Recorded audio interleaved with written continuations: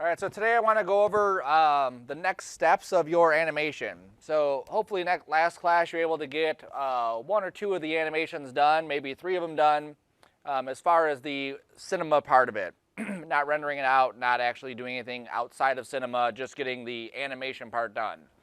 Obviously, just that process can be challenging, just understanding how we're going to go from nothing on the screen to building the text and making sure it's polished to then getting it out and rendering it, and then, the whole thing. It does take a lot of steps, which is always scary sometimes. So I'm just going to throw in some text here and make this middle justified. And I'm basically just doing this as real time of how long this typically takes me to set up this kind of stuff. Because I want you to see that once you get into the industry and you're doing this, it does go actually relatively quick. It's not something that takes, hours to do. You just get like that comfortable with it. Oh, there we go.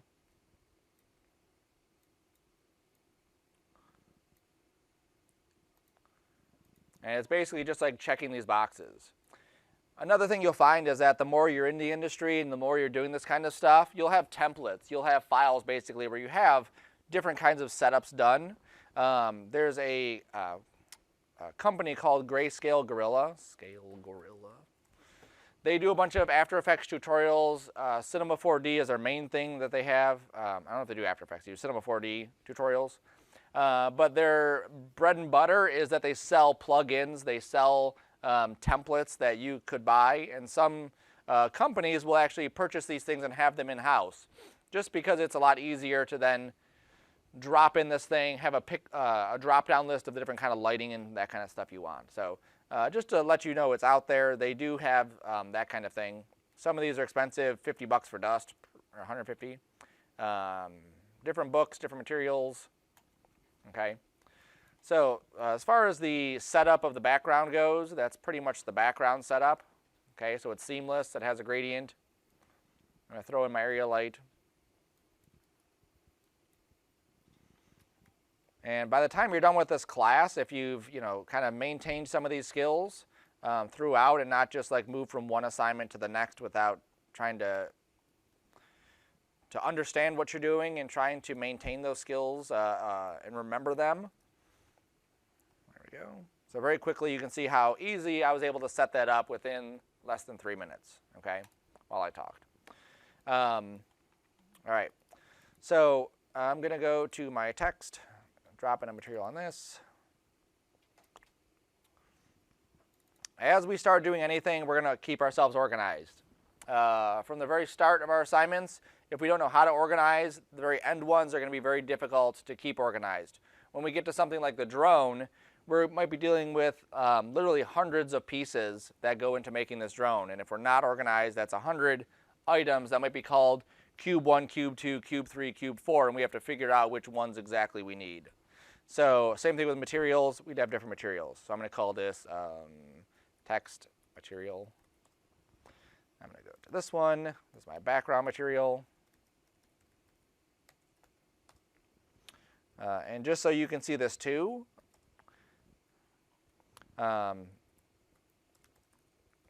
this is called camel casing.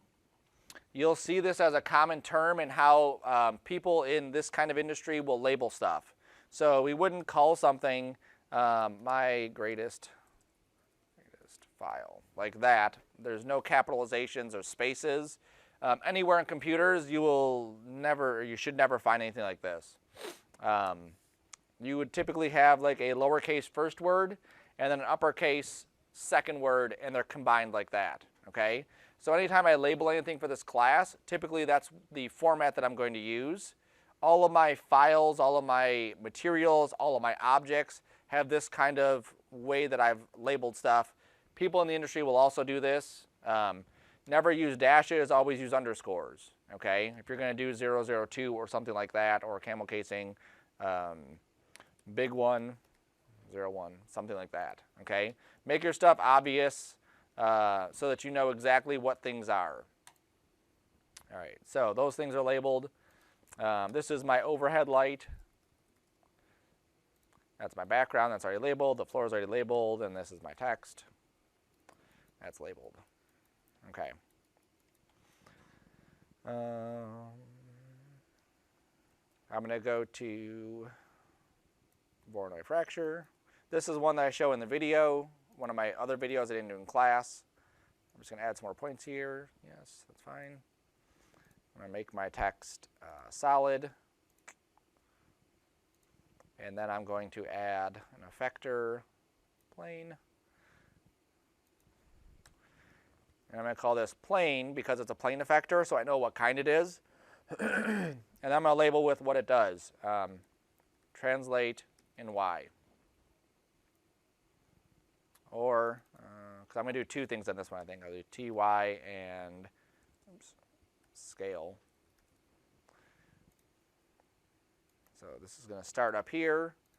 It's going to start uniformly at -1. So it's gone.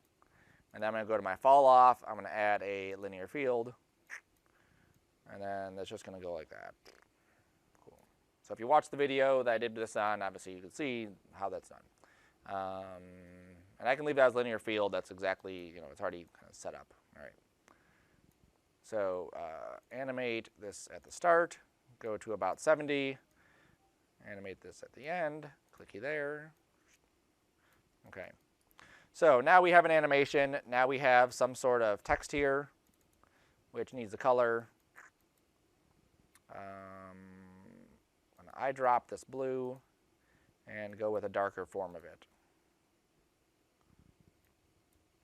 Okay. Now I also need to give maybe a little bit more reflection to this, so I'll change this to Beckman. All right, so that's looking okay. Now I know there's some stuff that I may need to change, but I left it like that so we can see what stuff we want to look at. So just based off of what we've already discussed, what's the first thing that I should change in this thing? With how this looks, does that look like an appealing picture? Is there anything I could adjust on it? The lighting could be adjusted, but what specifically are we talking about the lighting? The spacing in between, yep. Shadow could be adjusted. What about the C kind of being dropped down? Right? So we have to look at all the big stuff, and we also have to look at those tiny things. So never forget those types of things. So I'm going to go to my text. I'm going to go to my show GUI, click on the C, drag the baseline up. I'm also going to shrink it down a little bit. Oops. Shrink it down. There it is. I'm using this top thing as a guide. You can see what the top of the A and the M are, and the C is obviously not there. Because I moved it up, I also have to scale it down a smidge. That's close enough. And then I can just scoot this over. And scoot that over. And then scoot that over.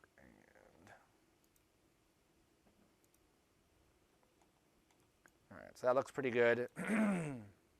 Our lighting, let's go back to that. Someone said lighting. So let's take our density and make this maybe 80%. And I'll give this a little bit of a tint, kind of like a darkish blue color. There we go. Now this definitely could be brighter. Let's go into that material. Let's go into the color and make this a bit brighter. There we go. So that feels a little bit better. The shadow is still like a weird grayish color, so let's go back to the light. So I'm looking at all these different things, and I'm kind of bouncing around, but you'll see that sometimes that's just how you do it. You bounce around from one item to the next, and just make sure you hit all the boxes.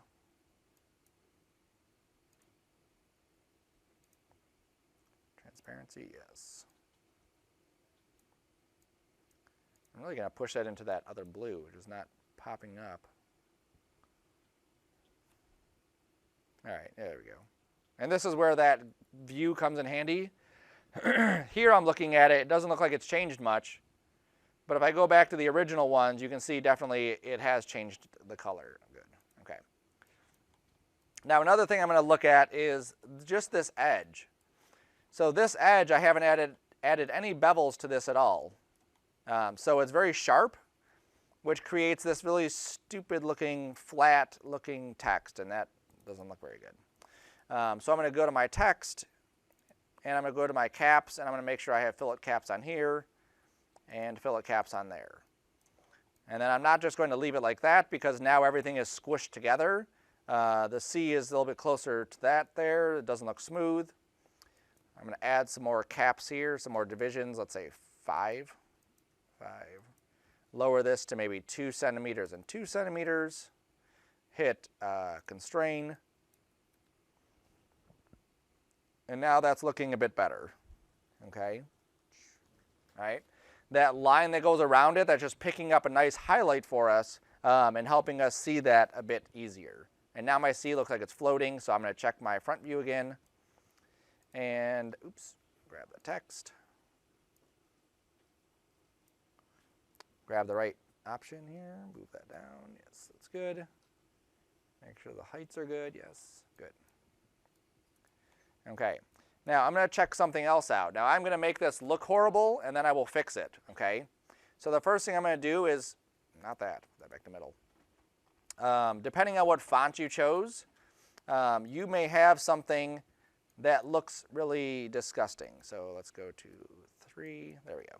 So if you look at the top of the A, you can see how it's not nice and smooth. It's like blocky, like it's like chopped. If I render it, you can probably see it a lot better, right? Even the C around here.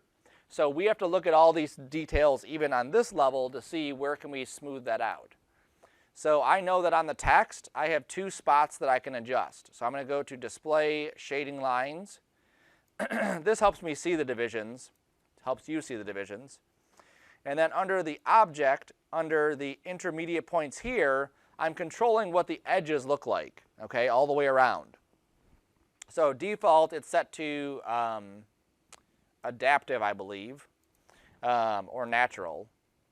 I may want this to be on something else. I may decide that I want this to be on uniform, and then I'm just going to change this number to get higher deformations in here to make it nice and smooth.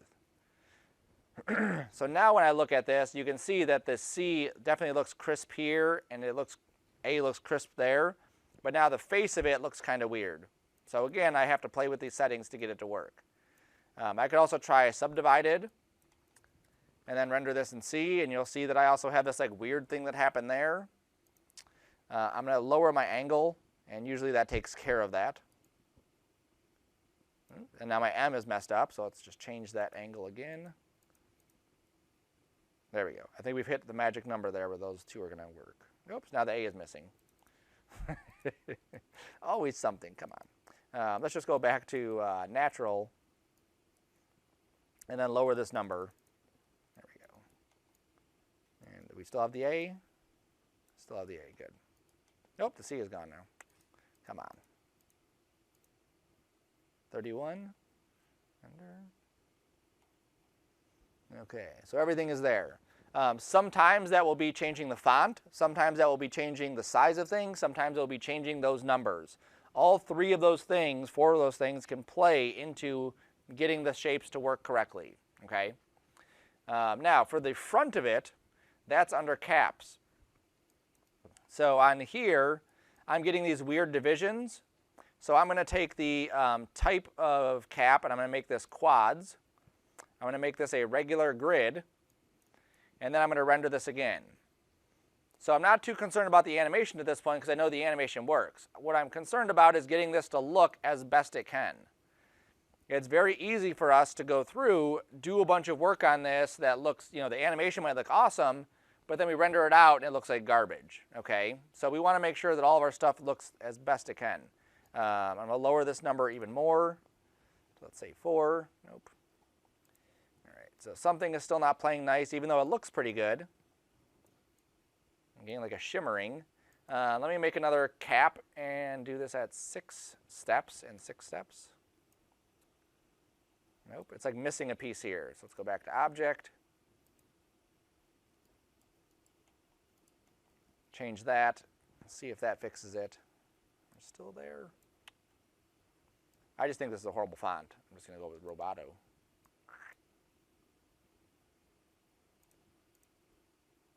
There we go.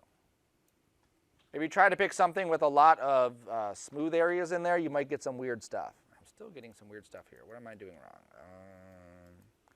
Still have openings. Let's go to caps again. Convex is good. Hull inward, create single object, yes. Quadrangles.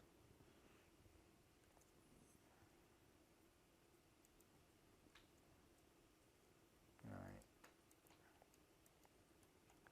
I made my grid a bit bigger. Let's see if that fixes it. Oh, you're so close. Why are you being so stubborn? Let me just double check my Voronoi, make sure there's nothing on here that's causing it to offset. That should be good. Yeah, no, everything's good there.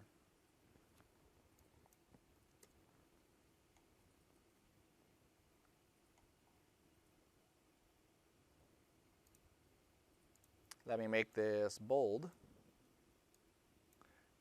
Yeah, lower that number.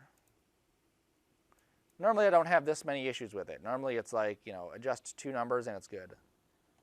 All right, I think we're good.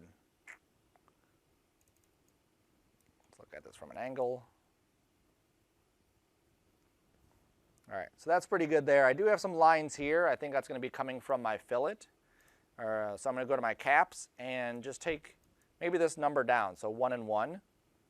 Sometimes you'll get in these corners, this side's trying to do a fillet, this side's trying to do a fillet, and where these two come together, it just doesn't play nice. And so they kind of overlap and you get weird stuff like that. Okay, so that fixed it a little bit. Let me add some more divisions here, maybe 10, 10.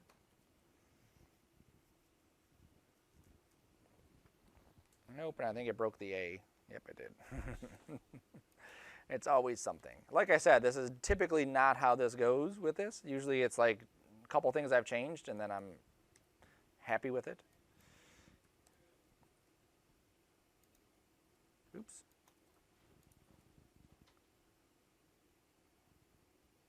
Back to the object.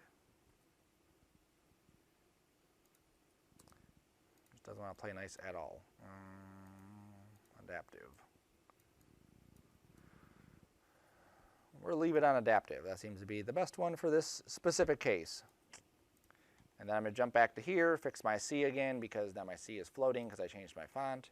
But you'll see how I'm constantly like moving back and forth to make sure that it still looks good.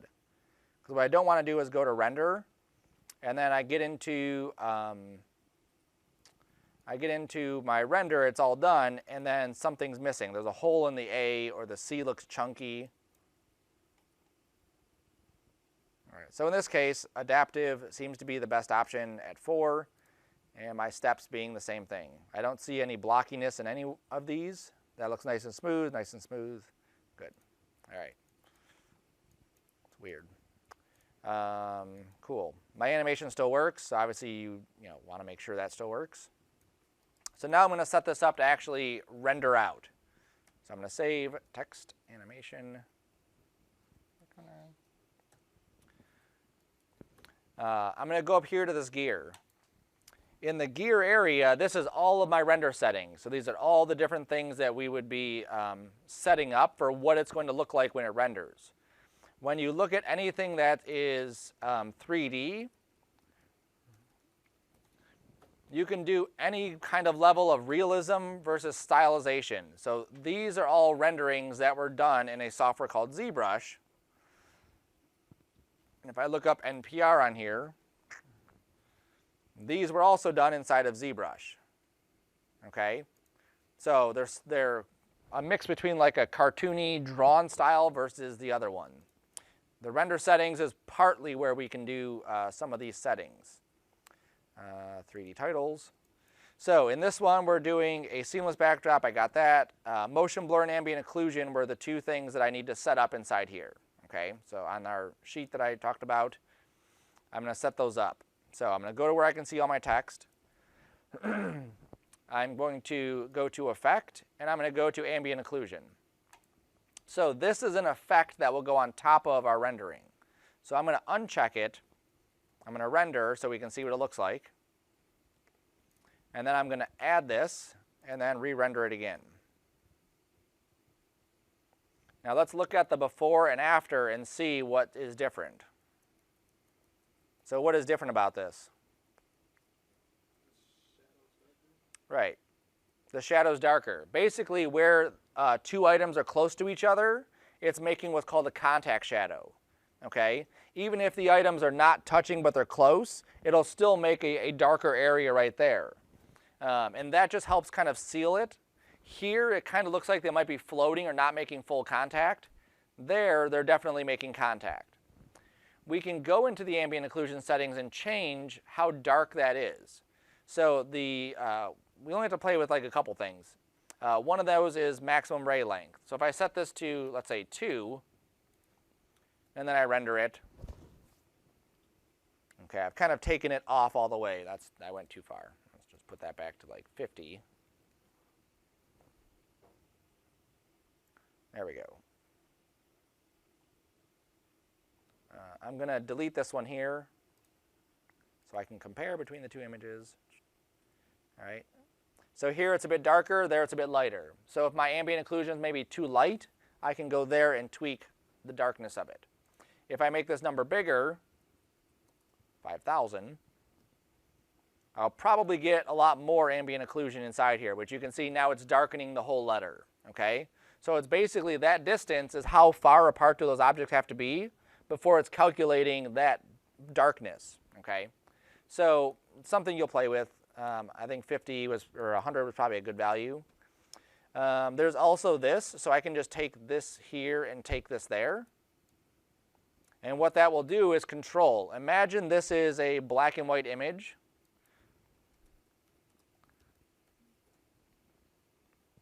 Okay, this is essentially what it's doing, is rendering out its black and white image and then putting it on top of the other one as a multiply. So the values between the white and the black is what we can control with those two sliders. Okay, so if I did something like that, let's see what the result is going to be. Here's before, there's after. Look at how dark that now is. Okay, so it's a lot more contrasted this way. I actually like the way it was before. Now I'm going to the extremes. Sometimes you'll find these kind of like happy mediums where, you know, you've adjusted it and it works.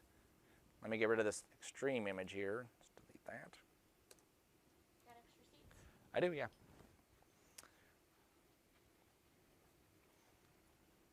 All right, so something like that. Even though the whole text is getting darker, I think it looks nice like that. There we go. Maybe a little bit less. I'm going to just push this a little bit that way. Okay, and then the last area would be samples. So if we see a lot of grain in that area, we would up the samples. In this case, the samples are typically going to be at a good rate. It's only when you get into some more high-res scenes that you'll be adjusting those samples, okay? So the only thing we need to adjust is the maximum ray length, and then adjust where those two black and white things are. Cool, that's that. Motion blur. So we won't find motion blur anywhere in this list. Right? No. I'm going to have to switch this. So this is the default renderer, which is just standard. Okay? Think of this as quality settings. The standard is the fastest, but the least quality. And then as we go further down, we get different quality settings. Physical is where we're going to go. Okay? So this is the next step up. So better quality, slower render times. Now under here, I'm going to go to the physical area, which now opened up, and I'm going to turn on motion blur. Now, as I render this, I'm probably not going to see a difference. Okay, where am I most likely to see motion blur happening? Animation. So let's turn that off. Let's scoochy back a little bit. Okay, so stuff is animating here. Now I can render this. And now we can see motion blur. So let's look at it without motion blur. Turn that off. It looks like that. Let's see it with motion blur. Now we see the pieces, okay? So again, this is something that can add to our stuff. Typically in this kind of situation it would. I also noticed that, of course, it screwed up the M, so I'll have to go back to the M and try to figure that out. Why that's messing up. It might be one of these other settings here, okay? But we'll see. So motion subdivisions, typically for something like this, 4 is going to be good. Think of your frame, the way that motion blur works is it takes the frame that we're on, it takes the frame before it and the frame after it, and it tries to figure out the direction it's going.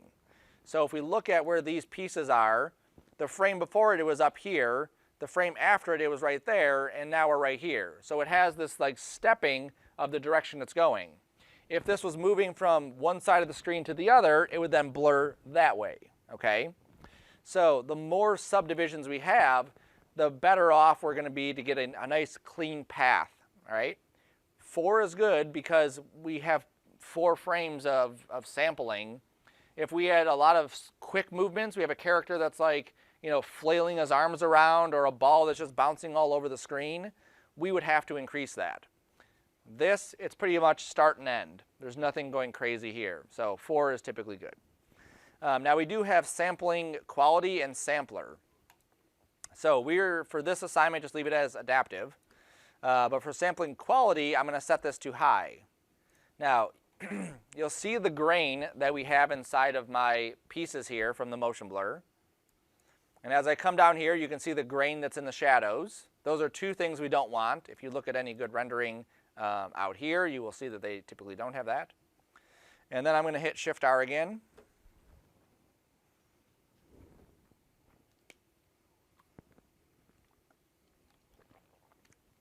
And what's the first thing we notice? Taking a lot longer to render, right? Square by square. Yep. And now it does that before. It does go square by square, but it happens so quick we don't notice it, okay? Going in a circle. It's just how it goes. Wherever my cursor is it this one? It's not this one. I use so many different rendering packages. They're all kind of different, but same at the same time. Sometimes it'll go wherever your mouse is. So as I move my mouse around the screen, it will like, this is the area I want to see, and it'll update that. Here it just starts from the center and works its way outward. So each one of these is called a bucket. So it goes into that square and it calculates what those pixels look like. It's done, it goes to the next bucket. What do those look like? Goes to the next bucket. Sir? Yes. So there's 2 things. So right now we're using all processor power. So if I go to my task manager, I go to performance, and I look at my CPU, I have 8 processors in here. I actually have 4 processors with hyperthreading, and that gives me 8. But you'll see all 4 of those, or all 8 of those are ramped up all the way, okay? So this is using 100% CPU rendering. There's other rendering engines that will use your video card, very similar to like a gaming engine would. So those ones are typically a bit quicker, but not as accurate, okay? For what we're doing, this is what we got. Now you'll notice that it also fixed the M. The M doesn't have a problem anymore. And if we zoom into these shadows, those look nice and smooth, okay? So this is the part where it's like, well, I want this to look good, so this is what's going to happen. So my frame render time here at this crappy resolution where the M looks destroyed and there's, you know, grain is 7 seconds, and this one is 1:44. I do have a little piece of the M still that's messed up. I'll have to look at that. So 1:44. So how many frames are we rendering? How many frames are down here? 90, yep. So I'm just going to round this to 2. And I don't need a calculator for this, but I'm just doing it in the calculator so you can see. So 2 minutes a frame, 90 frames is going to take how many minutes? 180 minutes, which is how many hours? 3. 3. In Doctor Strange's world, that might be 2, but not here. Okay, so it'll take 3 hours to render. Now that's 1. Now there's more bells and whistles that we could turn on in here that'll even make this look even better. I will show you one of those just so you can see it. So I'm going to set up, actually we'll leave this here like that. I'm going to get this at a cool angle. I'm going to make a camera, so I'm going to go to the cameras and click camera. I'm going to click this so I can see through the camera. And then I'm going to say focus distance is right here. Then I'm going to go to my physical tab. I'm going to take this f-stop down to 0.05. And then I'm going to turn on this one, depth of field. You remember depth of field from your photography class? What is it going to do?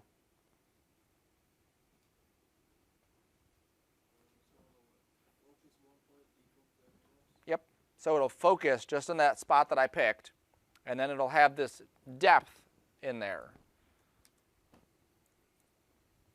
Now there's a reason that I turned my camera. If my camera is dead on, I'm not going to get much blur on the outside of it. I'm not going to get much blur in the distance. With depth of field, you need to have some sort of depth there. But again, look how long it's going to take for this to even calculate all of that stuff. Now what I recommend everyone to do is if you get a piece that you're like, this is something I want to use in my demo reel, you put on all the bells, all the whistles, make sure it looks good, and then you hit the button on your computer to render, and then you leave it alone for a week if it has to be a week, okay? Because then when it's done, you'll have this really cool piece that you could then put in your demo reel. Some of the places like Pixar, they have rooms bigger than this full of processors, full of computing power. And when they render, they're sending their rendering to these computers and they do all the rendering here. That's why some of their frames take 3 days to render because they're configuring it on one computer. It probably takes them an hour or 2 hours with their entire render farm. Yes, sir. I was going to say, so should we just leave our computers running? Yes. Yep, so you can just leave it running. On the wall here, you see those signs that are laminated that say rendering, do not turn off. That's what you would do. So if you're going to leave one of these stations rendering, you hit the render button, you minimize your stuff, and then you put one of those signs there. The people in the classes after this typically know that you're rendering stuff. They've been in the same situation you were at. They're not going to screw with your stuff. If something happens, the computer crashes, as long as I see that rendering sign, typically before I leave, I'll check the station, I'll verify, did it finish? If it finished, I'll just shut everything down. If it didn't finish, usually I'll go back in and pick it up where it left off. Okay? Yes, sir. Pretty much before you even start the whole render process, what I'm trying to say is, should we just save it before we define oh yeah, this is good? Right, you want to make sure this is good before you hit anything. Because if I do 90 frames, I wait 3 hours, and then I come in, it's like, whoops, I forgot to fix the C's blockiness, and now that's on every frame. Now I have to go back and re-render the entire thing, or at least the parts where the C is visible. Okay, so this is already way too long. This is like 2.5 minutes, and I'm not even 50% done yet. It should be pretty quick because there's no more letters in there. Now this gets into further stuff later on when you do, let's say I were to animate this or to render this out just like this. What's going to happen to the M and the A as it's rendering? What are they going to look like? Garbage. I mean, we can't see them. They're still blurry, right? So in this case, I'd actually want to animate the depth of field so that as my items are falling down, my focus point is moving towards the camera. In later classes we go into, not this class, but later 3D classes, we get into rendering out just the depth and then doing this in post. So you'll see that a lot at companies where they render out. This is the motion of items, this is the depth of items, and then in post they can do all their motion blurring and depth of field and all of that a lot quicker. So that was an extra 2 minutes to render out depth of field. But that looks pretty awesome, right?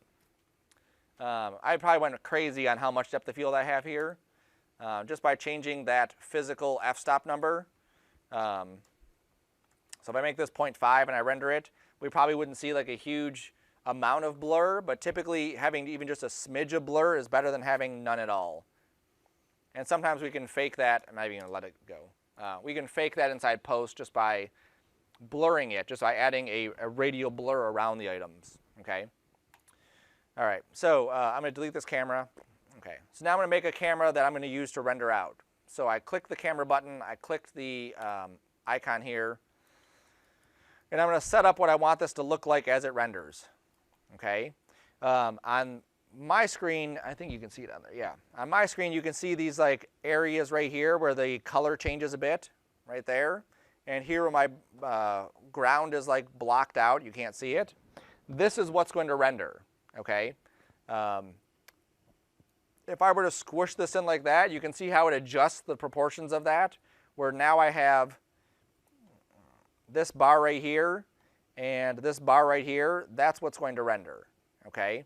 So as I start to block this out and frame what I want my rendering to look like, I'm positioning this so that I can see the whole thing. And this might bring up other stuff like, I don't know what happened, but now my M and A are too close together and the A and the C are far apart. I'll have to fix that. I'm not going to do it now though, okay? But this is pretty good spacing. I'm looking at the spacing here. I'm looking at the spacing there. Those look good. This is a camera, so think of it like a real life camera. If I go to my object for the camera, I go to focal length, just like focal length on a regular camera. I can control that. So if I put this at 20, I have to click off the camera. It's kind of stupid like that. And now I can zoom in, and now I have more of like this, they feel bigger, right, than they did a minute ago. If I go to my camera, I make this 100.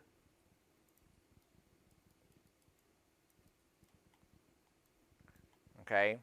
Now they feel a bit smaller. I feel like I'm like right on top of them. I lost some of the perspective. Look at the sides and how thick the sides look here. Okay, not very thick. Let me put this back to, I'll even go crazier. I'll go to 5. All right, this is MTV camera. Right, and now they feel massive, right? It feels really deep because now we have a smaller focal length. It makes it feel a lot more in depth. I also want to look at the animation as it comes in because that's also going to change. How things move in and out of frame will change too.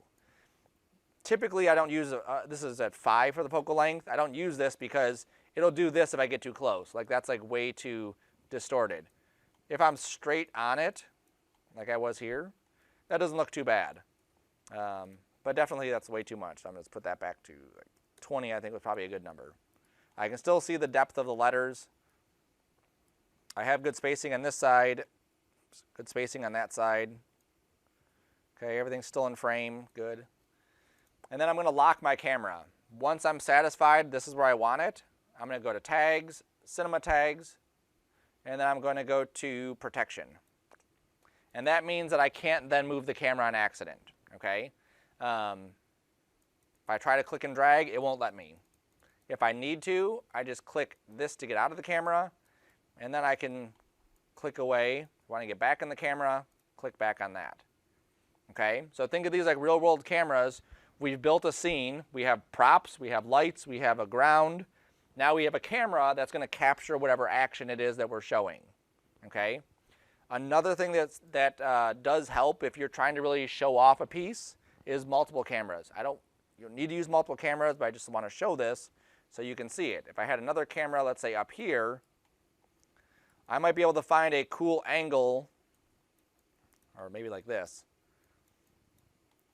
a cool angle like this that I can show the pieces kind of falling into.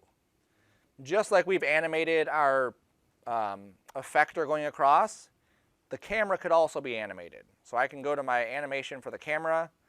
I can go to the beginning of this, set some position keyframes, set some rotation keyframes, go to the end of this, which is right there, and move the camera along, set some position keyframes, set some rotation keyframes, and now I get this. It's kind of like falling behind. Let's just fix that.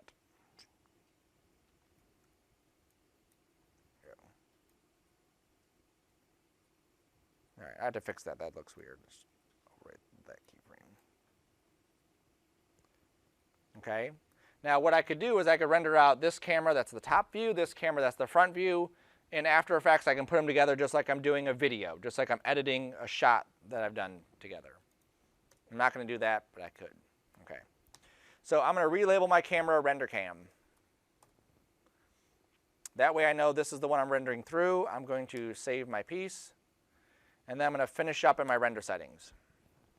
Okay, I'm not using depth of field. Turn that off. Ambient occlusion is on. That's good. All right, we don't need most of these. I'm going to go to this output area. So everything we render is going to be 960 by 540. What do you think a bigger rendering would mean for our render time? It would be Longer, longer. right? And it's kind of like proportionately longer. Like if I take my time, go to 960 by 540, and then I double that, what do you think it's going to do to the time? Quadruple it. Yeah, because 960 by 540 is basically 4 of those squares. right? So keep those things in mind. So 960 by 540 now should be faster, so it shouldn't take 1:44 for each frame. Still going to take some time. So 960 by 540, all this stuff is fine up there. Here's our frame range. So then we have to tell it to do all the frames, okay? That way we know to render the start frame 0 to the end frame 90. If we wanted to render just a sequence, you could render just a sequence, just like an area if you want. Okay, so this is what's going to render. Then I'm going to go to the save window, and this is where it's going to render. Okay, so we have to tell it. So I'm going to jump into my folder here, P drive here, 2510, text. All right. So I made a render folder in my text folder, render images. Okay, so that's where I'm going to put my stuff.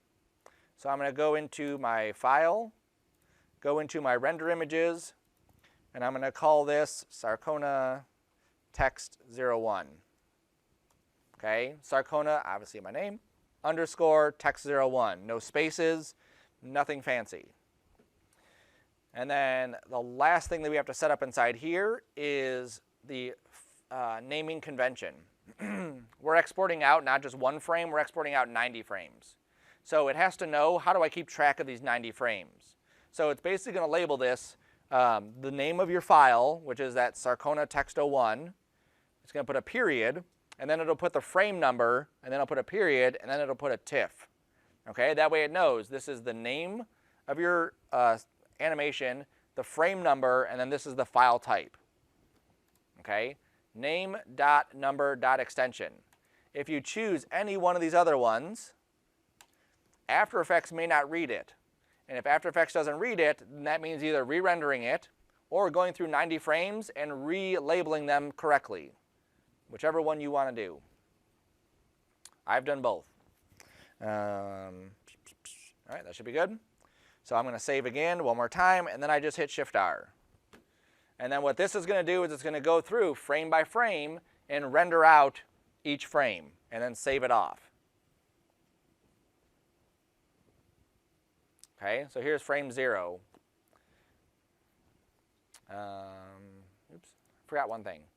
Make sure that I'm in the camera. There we go. I've done this before too. Everyone's done all of these things. Make sure you're in the right camera, then render, because if I'm in the wrong camera, it could render for all night long. I come in, it's the totally wrong camera. I've had people render with their camera facing like away from the animation, and it's nothing. It's just like the same screen for 90 frames or 400 frames or whatever they were rendering. Okay?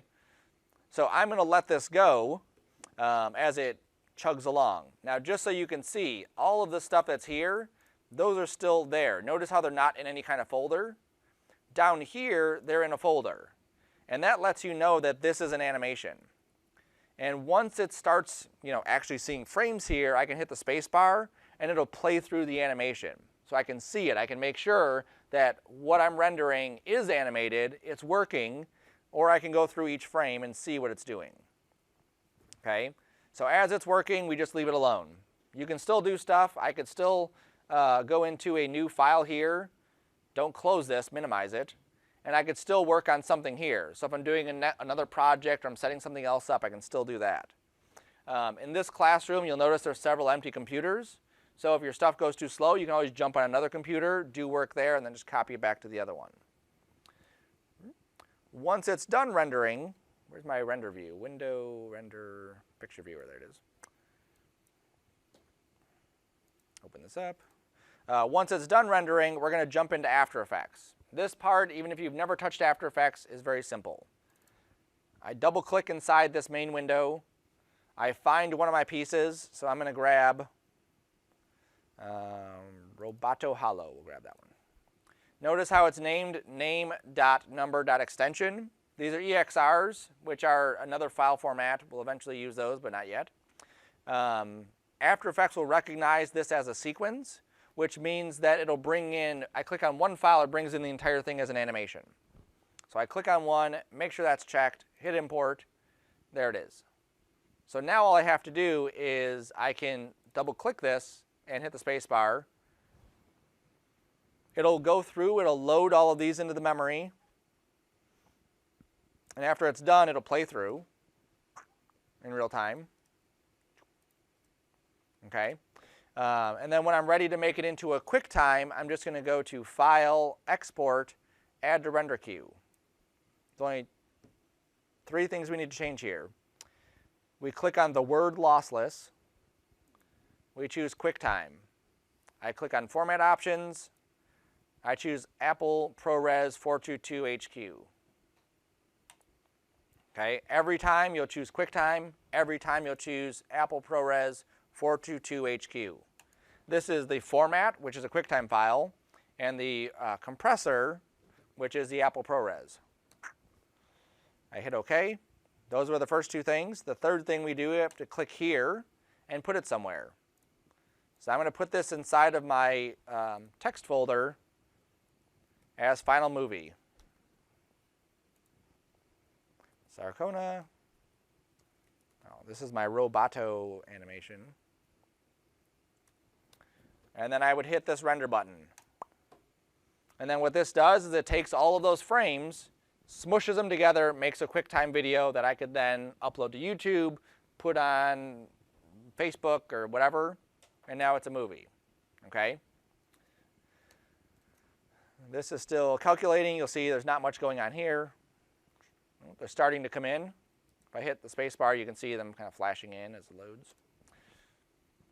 Okay, so for the turn in, you'll turn in that, obviously your finished movie. I'm going to minimize this. We'll also turn in all of these things. Remember to keep yourself organized as far as like grouping stuff together, breaking, animation, there we go. I can also go to my layers here and make a new layer from selection. I'm going to call this breaking. Cinema works kind of weird in how it does its layers. Objects don't have to be on layers. And just because the main one is on a layer doesn't mean the ones below it are. So you'll see the orange here links to this orange. So I'm just going to drag this orange onto those. Now they're on this layer. Now I can turn the visibility on and off if I need to. Okay. Typically, you'd want to turn the visibility and the rendering off for your items. I can take my background elements here and there. Let me camera. Just those ones. Group those. BG elements. New layer. BG elements. Give them all the same color. And then I could lock these two. So I don't accidentally move one of those or scale or whatever. Okay? So then you'll save this file and you'll turn that file in. So your file and your movie should be what you're going to turn in. Okay? You'll also have your research, so any images you grabbed that were like, I like these colors, any fonts you grabbed that were like, I like these fonts or this style, you'll have those on a piece of paper. Photoshop, Illustrator, however you're doing that. Save it as something that I can open up. And then you'll either print it or you'll have it as a file that you just join with, turn in. Now we're doing 3 titles here. So that's how we would do 1 title. So this is how we would do 3 titles. We bring in 1 piece. Then we go and grab another piece. And it doesn't matter, in this case, it doesn't matter what they are. I'm just grabbing 3 random things. Okay, so I have 3 different pieces, and the only extra step is I would take all 3 of these, drag it to the new comp button right here, or this area, or not that area, this area, and it'll bring this up. So single comp, sequence layers, okay. And this will just put 1, and then the other, and then the other. And then I would do the same thing, file, export, add to render queue. Same settings. Like I said, that's going to be the same every time. QuickTime, Apple ProRes 422. And then give it a name. Sarcona titles. Now I'd recommend rendering out each one of your titles separately so you have them separate in case you need them. And then also have one of them all together. Okay? And that's it. Cool. Questions on that process? Where do we turn stuff in? That should be 1, right? On the Z drive on your computers, you'll have a folder. It's probably the best part of it. You don't have to type this in. I just do because my laptop doesn't have that icon.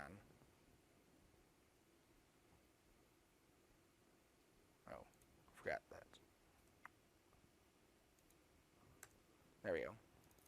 So in 2510 on here, you'll see Monday, Wednesday, Sarcona. That's me. And then you'll have your 2510 titles. And so you'll drop your folder nice and neat. I just want the movies and the research and your latest file or files dropped into that folder. Okay, make sure it's nice and neat. Cool? Questions? No? All right.